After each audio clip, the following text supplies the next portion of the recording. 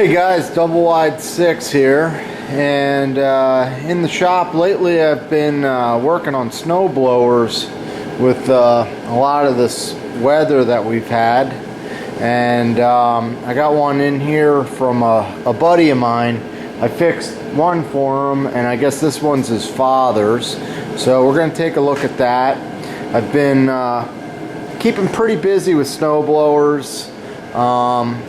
Up here on the table I got a couple chainsaws that I have running pretty much, and we're just gonna go through today and see if we can't figure out what's up with this thing. Basically, I really know nothing about it.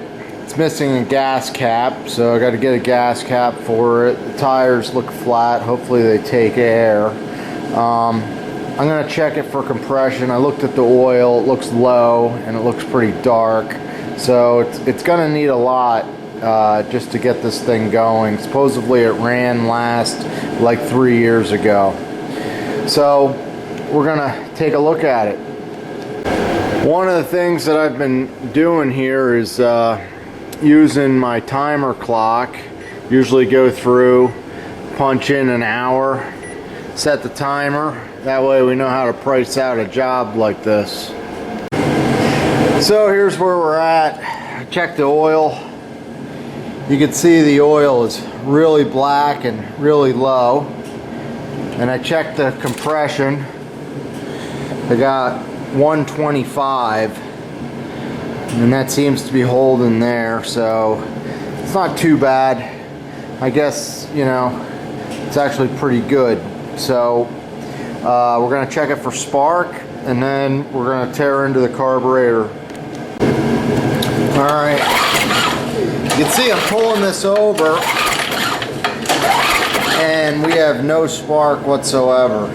So there's a problem with the coil on this one. So here's a look at the top, the head of the engine here, and I pulled all the bolts out of the shroud and I loosened up the gas tank. Now we're going to tilt this thing up, and I think we have to release the primer hose. Alright, so I got the starter loosened up there. I had to take that off in order to get to the shroud, and we popped the primer off. And now, yep, we can lift off our shroud and we'll check the coil. So here's a look in here at the coil. What we're going to do is clean off these posts, disconnect the kill wire, give it a pull and see if we get spark. So I'm going to remove these bolts holding it on, and we're just going to clean off the posts and that with a wire brush and a file and see if we can get our spark. Alright, we cleaned off the posts and all that, and I just noticed that this thing's missing a key. Luckily I have a key, so we'll put that in, and that's probably why we had no spark, because if that's not in there you shouldn't have spark. So hopefully we have spark now. So I'm gonna quickly put on the shroud and see if we have spark. Well, I decided to leave the shroud off. I had one of these pull starts here, so I wrapped that around the cup, and we're gonna check it for spark right now and see if we have it. Oh yeah, I don't know if you could see it, but we definitely have spark. Alright guys, so I got the shroud back on, and we pulled the carb off, and right now I have the carb up on the bench. Here's the fuel that came out of the carb. I don't know how well you could see it, but it almost looks like a orange juice color, so it's definitely pretty nasty fuel. And it stinks. You can tell it's pretty varnished, and the carb's like really dirty.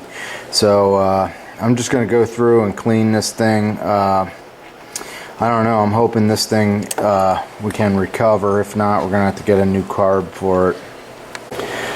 So this carb is in really bad shape. Like, for instance, here's the throttle. It's supposed to be spring loaded. You can see it doesn't even spring back. It's because it's all gummed up inside there, and the choke, this thing you really got to push it to move it, so it's like barely moving. So this is going to take a lot of cleaning. I don't know if we're going to be able to save it, but I'm going to try, since it's my buddy's snowblower. We're going to go the extra effort for him. Alright guys, a few days later, I got the parts in that I needed. We were missing a gas cap, and this is a fuel nozzle. Any carburetor that has a plastic nozzle going right in the middle here, they are removable. The metal ones are not, and I actually ended up breaking the one that was in there, so I had to replace it. So I got a new nozzle, and when I rebuild these, I usually put in a new carb kit. Has your bowl gasket and a new needle and seat and all that stuff. It's a Tecumseh part. So there's the part number for you. And we're gonna rebuild this tube. It gets 2 O-rings on it, so we'll quick do that. So I've put the O-rings on the tube. They actually come separate, and the tube, or nozzle as it's called, goes right down the center. So the part with the long end goes in first, so we'll just drop that in there. And there's a little bit of pressure because you have the O-rings on it, and I have the Tecumseh tool that I use. Now you could just push it down with like a nail set or some sort of punch, but that's a Tecumseh 870377. This thing's used for rebuilding carburetors. Makes it easy to remove the seat, and also for replacing the nozzle. You can just take the end and actually fit it in the carburetor nice and snug, just like that. Oh, it's got to go a little lower.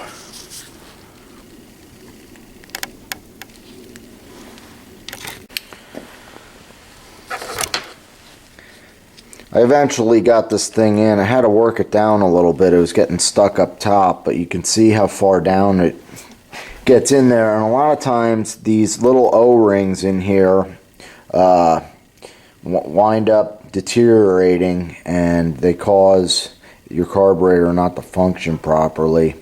So if you ever have a plastic tube or nozzle in the center, you want to pull it out and replace both O-rings. So I'm just going to rebuild this thing. I already put the seat in, and with this tool the seat gets placed in the exact same way. You just push it down there, which makes it nice. And there's actually a hook on the other end, so you can pull the seat out. So we'll reassemble this. So at this point, the carburetor is completely assembled, and if you'll remember, this was really sticking.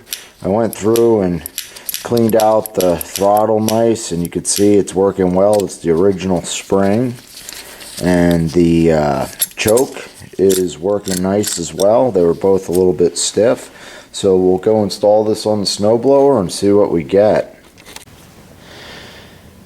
Everything's up and back together. I put fuel in it. I got it plugged in. I recently hurt my back, and I've been trying not to start anything here until I'm back to normal. But this one's electric start, so we should be okay. I'm hoping this thing will start and run. It might not run, might run a little bit rough. And unfortunately, this is not an adjustable carburetor. And if it's not running well, we'll probably have to get a new carburetor for it. But I always try and clean them at least once. So I think we're all set here. And this is a true cold start. This thing hasn't been started for 3 years, according to my buddy. So we'll prime it, and we'll see if she fires.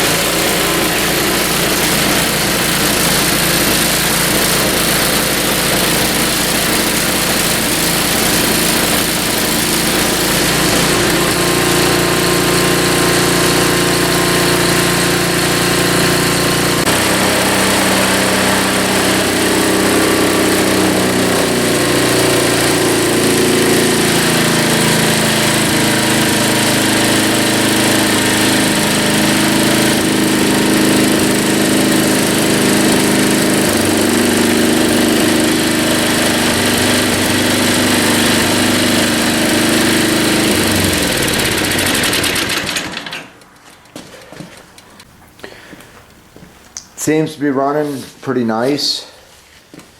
The kill switch isn't working, so I'm just going to try and get in here and sand this a little bit because it's all rusted. So hopefully that'll work now, so we'll give that a try.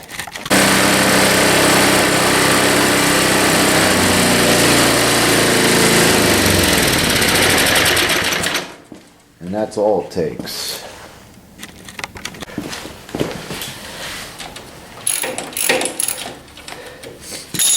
We'll give this thing a quick oil change because it looked pretty bad.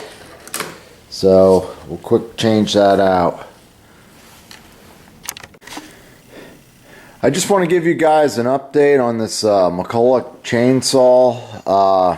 A lot of you guys were asking, did you check for a sheared flywheel key? I did. I had the flywheel off. The key is in perfect shape. And the other question a lot of you guys were giving me was, are you going to fix it? Well, I was going to fix it if I could find a coil, and luckily I was able to find the coil. It's discontinued, so you can't buy it anymore. I think the saw's about a 95 or so, and MTD ended up buying out McCulloch. So it's kind of hard to find the parts for some of these older saws. So anyhow, I got the coil from eBay used. Supposedly it works, and I'll show you the saw running in a future video. Double wide 6 here, and it shows you that with a little bit of work you can usually get these machines going. For those of you that aren't interested in repairing a complete carburetor, what I'll do is I'll put a link to a brand new carburetor that you can order that will fit your 5 horsepower Tecumseh engine.